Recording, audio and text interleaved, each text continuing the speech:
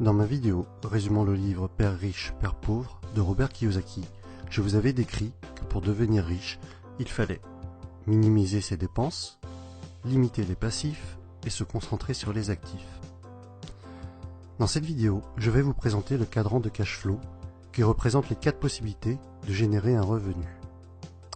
En haut à gauche, vous avez les employés qui sont représentés. C'est ce qui constitue la majorité de la population et je fais partie de cette catégorie à ce jour. Nous échangeons notre temps et nos efforts contre de l'argent.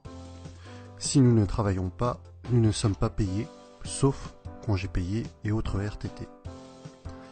Dans cette catégorie, ce qui est recherché, c'est la sécurité. Avoir un CDI, c'est ce que vise la majorité des personnes sortant de l'école.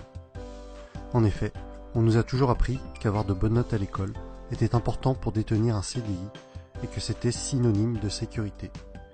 Et c'est cette notion qui prédomine surtout cette catégorie du quadrant. En bas à gauche, vous avez les travailleurs autonomes. Ils ont leur propre business. C'est ce qui représente les fonctions libérales telles que médecin, vétérinaire, avocat ou dentiste. Ces personnes attachent de l'importance à leur indépendance, préfèrent prendre les choses en main elles-mêmes. La plupart du temps, elles gagnent plus d'argent que les personnes de la catégorie E, mais comme dans la première partie, elles échangent leur temps contre de l'argent.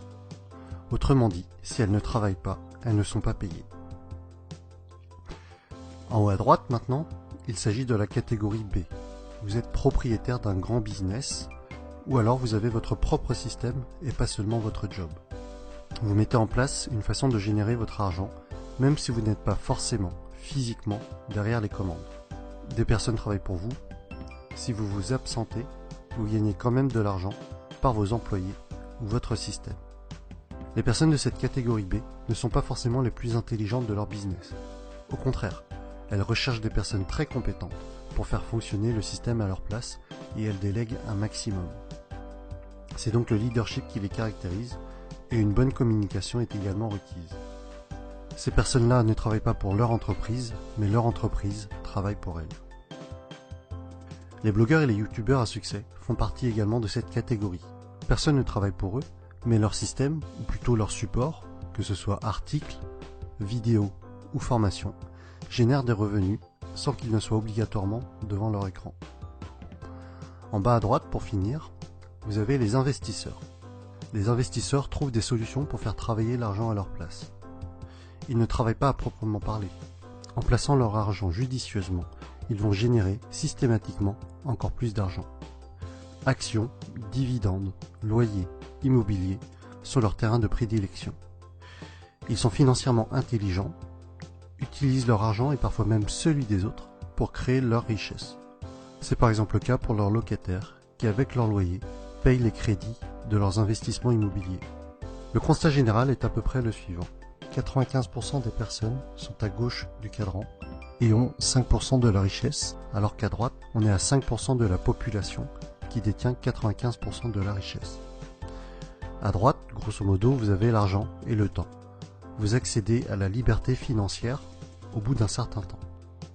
Si on refait une petite analyse de ma vidéo précédente, dans laquelle je vous annonçais mon défi de quitter mon emploi actuel, cela correspond en fait à quitter la partie en haut à gauche du cadran pour basculer petit à petit dans la partie droite. Et c'est un peu dans cet esprit que Robert Kiyosaki a écrit ses livres. Si des personnes sont intéressées par l'indépendance financière, elles doivent devenir financièrement intelligentes et donc basculer progressivement des lettres ET, donc employés et travailleurs autonomes, à BI, donc propriétaires de business et investisseurs. Personnellement, mon but n'est pas d'être multimillionnaire, mais c'est la liberté au niveau de la gestion de mon temps qui m'intéresse pour vivre au rythme que je souhaite, profiter des personnes que j'aime. Et vous, où en êtes-vous personnellement? Avez-vous vraiment foi en la pseudo-sécurité de la partie E? Êtes-vous prêt à travailler jusqu'à 65 ans pour éventuellement profiter de votre retraite? De mon côté, mon choix est fait. Je quitte la catégorie E et je me laisse 2 ans pour le faire.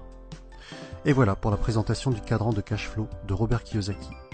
C'est vraiment un des fondamentaux qu'il nous présente dans plusieurs de ses livres, peut-être même tous. En tout cas, vous avez en dessous, dans la description, les liens des livres que je possède dans lesquels le cadran est mentionné et expliqué. Ce cadran me servira dans ma prochaine vidéo lorsque je vous parlerai de ce que Robert Kiyosaki présente comme étant l'entreprise du 21e siècle, qui pour moi sera une des approches qui me permettra d'atteindre la liberté financière, quitter la rat race et accomplir mon défi. Comme d'habitude, commentez, likez, partagez, abonnez-vous. À bientôt pour la suite des aventures.